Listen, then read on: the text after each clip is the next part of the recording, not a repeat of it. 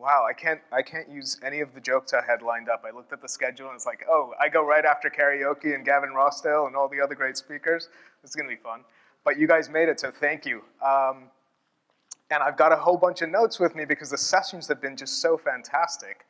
I was talking to someone this morning and saying, I've got to pull all the other great stuff that's been referenced throughout the last couple of days because it ties in so well to what we're talking about. But you're probably wondering, so we've heard from some great tech companies and some industry leaders. What is somebody from a 150-year-old conservative accounting firm doing up here talking about workplace technology?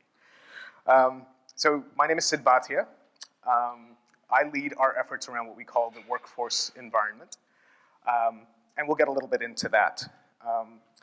Looking back at Kim's presentation from the other night, I'm also a cusper, and thinking back to what Elizabeth was saying, I'm one of those few folks who hasn't been in this world very long. I actually came out of our transformation office, which was responsible ultimately for taking 250,000 people to the cloud over 3 years from legacy, antiquated systems. A lot of that came as a result of our real estate transformation. So what was that? I'll talk about sort of the last 10 years and the next 10 years as we go through this. So we started our journey a little over 10 years ago, and in that time, our headcount doubled, our footprint shrank by 40%, and our satisfaction scores related to our workplaces increased 26%. And so as we started looking at that, that's really where our clients started coming to us, seeing our spaces and asking, how are you doing this? What's going on? Tell me more. And in the absence of all the great tech that we have today, we started looking at building our own utilization and big data platforms. We built our own hoteling systems from scratch because there was nothing available on the market. And we started to piece this all together with one critical factor in mind, and that is that we couldn't forget about our people. So, we started from a place where our mantra was space is a status symbol, and today we think about it as all space is shared space. And to get there, workplace tech was critical. But it's a pretty broad definition of workplace technology. So it's going to get into things that may sit outside the realms of what people in this room touch day to day, but hopefully we will get into sort of how those things are integrated. So, quick show of hands. How many people started their day as in sort of category number one? Had a nice breakfast. I think I saw a lot of people at breakfast, actually. Everyone at breakfast? Somebody skip breakfast? Okay. Anybody sleep in this morning? Anybody catching up on emails early in the hotel room? How many of you made it into the gym? Couple, cool. So we start our days in drastically different ways, right? And in a setting such as this one, it's relatively easy. Things are taken care of, there's people who are organizing these things for you. But what happens when we leave and we go back to our day-to-day jobs? A lot of this ends up in the hands of us as individuals, and we're sort of figuring this out as we go. Can I make it to the gym before I have to get on the call? And am I gonna get my healthy breakfast? And am I gonna get a good night's sleep? How's all this gonna work? And when we translate it into our workday, the onus is on us, right? I have to manage all of it. Typically, I have to manage it all off of this thing, and I'm jumping through a series of hoops to get all this stuff figured out while trying to focus on what my day job looks like and getting to work and focusing on what I need to be focusing on. And that's the premise for sort of why we talk about the workforce environment, not the workplace environment, not the work environment, but the workforce environment. And we talk about it squarely and very deliberately in the context of people. So when PwC talks about workforce of the future, we look through three lenses. Top-down perspective of an employer thinking through, what are my talent needs today tomorrow, 5 years from now? How much do I need? How much do I outsource? How much do I automate? What are the new skill sets I need? Where do those people need to sit? Then there's the bottoms-up perspective of individuals who are thinking through. I heard someone say the other day, I think it was Josh from Google, talk about sort of we're moving away from the information age. We think we're moving into the purpose age. And it's far beyond the paycheck. And it's individuals looking for meaning and alignment on a very personal level with their employers. And so it's about identifying jobs, opportunities, where you feel aligned with the organization that you work for. When you have those two bookends, work environment, workforce environment becomes two things. It becomes the connective tissue between an employer and its people. And it goes beyond physical space because work is happening on our laptops, on our tablets, on our phones. It's happening everywhere. And so there's a lot of talk of sort of work-life balance. I'd propose we're moving towards work-life integration. And it's having optionality and having choice and having empowerment to decide when I dial up and when I dial back to get my work done, but still have the flexibility to sort of live my life the way I want to live my life. And that's really important because your physical space, your digital space, is the only manifestation of your organization's culture, whatever that is, right? There was another comment around you will have a brand, you can choose whether to participate in what that brand will be or not. I would say the same for culture. You will have an organizational culture. You decide whether you're going to help shape that or whether you're going to let it sort of evolve and let it happen. And this idea goes back to, when you're out there making hiring decisions, everyone's been talking for the last day and a half about attracting and retaining talent. Well, when you go through that process, what are you actually doing? You're selling somebody a dream, a promise of what it's like to work at PwC. And they've got that picture in their mind. And then fast forward to day one when they walk through the door and what happens. They're getting checked in, they're getting their laptop, they're going through security, and there's a whole series of events that happen before they meet the person or people that they're going to end up working with day to day. And in that, whether that's 15 minutes or 2 hours, they're starting to assess that image that they had in their head based on the promise that you sold and see and start to decide whether that's true or not. So, physical manifestation of culture. What does that actually mean, though? So this is a view into that. That person comes in, they've been around for a long time. This slide basically describes somebody's morning. You walk in, you drive in, you park.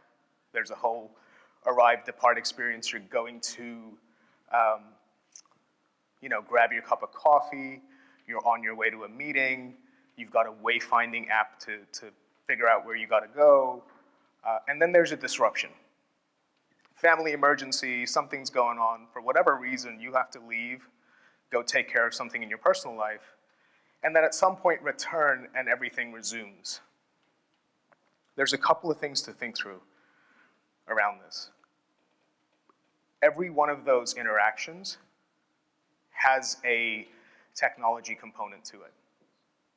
And today, the way these interactions happen through technology, they sit in different silos. I'm jumping from app to app. Those interactions and those experiences are owned by different groups. And that is completely at odds with how we're wired as human beings. We don't think through, now I'm in transport mode, now I'm in wayfinding mode. No, I'm going through my day. And so it's incumbent upon us, the people who are responsible for building work environments and doing so with technologies that are enabling to put people at the center of those experiences. And so do I need 10 apps to get all of this done when I could get it done in one is something we have to think about. The reason why this is so important, right? If we're serious about attracting and retaining talent, we're dealing with a workforce that is highly mobile. Skills are more transferable than they ever were. Unemployment is an all-time low, right? And consumerization has taken hold. We're used to having ease and convenience in our day-to-day lives everywhere. And the expectation is, if I can have that at home, why can't I have it in this huge global or national organization that I work for? And why can't I make it seamless such that I can focus on what's really important? And what's really important from that purpose economy standpoint is, our research indicates, people are willing to give up the part of their paycheck to have more meaningful experiences and focus on what really matters. And there's a break, there's a disconnect as far as technology goes. So decision makers are putting thought behind tech, thinking they're being human-centric and putting people at the heart of it, and that's not what people are saying, right? So that was sort of my millennial and Gen Z side, if you will. I sort of sit on the cusp. Technology can do awesome things. We can build these terrific experiences. If we could integrate everything into an app and pull the data off it, we could really get a sense for how our workplace is working, and we could build these terrific environments, and people would have a blast and all that good stuff. Here's my Gen X side. So I don't know, does anybody recognize this headline? Okay, so this is from the New York Times. I think it was about a year ago, give or take. New York Times put out an article talking about phones and data that they give off and how you can track everything. And they put a lot of work into this. It was a study they did in New York City, and they tracked this person's day down to the location. They went to the dentist's office. They went to work. How long did they spend at each location, and so on and so forth. And so I talked about consumerization, right? We're used to having certain experiences and willing to give up certain parts of our information to have those experiences in a retail context or an online context. But between employer and employee, that value proposition is drastically different. And so while we're okay when the New York Times put something like this out there around big data being sold, all of our data being sold, when it comes down to what that looks like between an employer and employee, that conversation is not one that most organizations want to be having, right? So I'll leave you with sort of three rules for the road that I think about when we talk about workplace tech and human-centric workplace tech. So we have to design for people, ultimately. Everybody's been talking about that, and of course we do. But we have to do so responsibly, and it needs to be based on trust. Because going back to that idea of full employment and mobility of talent, individuals don't have loyalty towards organizations that they used to. And so they will walk, right? I heard conversations about temperature being too hot or cold, or the chicken being the wrong flavor, or something like that becoming issues that we're now dealing with. If that's what the conversation is about with people, we're dealing with a workforce that is quite sort of fickle and ready to jump ship at the drop of a hat. And from an organization standpoint, we need to get ahead of this, because ultimately we want to build environments where people feel like, I don't have to come to work today, I get to come to work today. And what I mean by that is, and I started by saying, workplace technology is much broader than sort of the things a lot of us in this room touch day to day. The foundations that we laid at PwC around what we were able to do with our workplaces, making them more mobile, more agile, making them more flexible, and then building onto that what we did with the cloud and so on and so forth. 10 years on, looking forward, at the start of this month, we announced globally that we are on a digital upskilling journey. So 257,000 people are all going to get upskilled as part of our strategy to retain the great talent that we have. And that investment is to the tune of $3 billion. So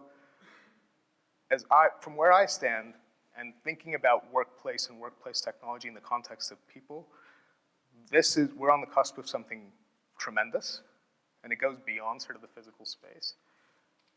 IT's at the table, HR is at the table, and this is becoming a true C-suite topic. And with that, thank you. Thank you so much, Sid.